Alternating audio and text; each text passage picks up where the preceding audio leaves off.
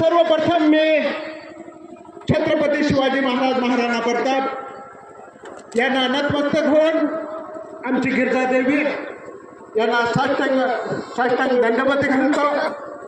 आजचा हा जो समुदाय आहे तो खऱ्या अर्थाने लढाऊ आहे। जो समाज लढाऊ आहे त्या समाजाची प्रगती झाल्याशिवाय कधी रुखत नाही आहे।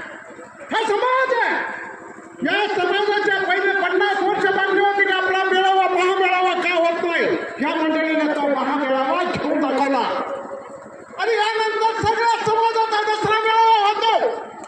तो दसरा मेळावा आपल्या समाजाचा का होत नाही, सामान्य माणसाला ही संकल्पना उचलून धरली आणि संकल्पना उचलून धरल्यानंतर त्याला हळूहळू पिकापेट केला आणि हळूहळू आजही लोक लांब येतात आणि आपला महत्वाचा सण आहे दसरा। तर मी लोकांना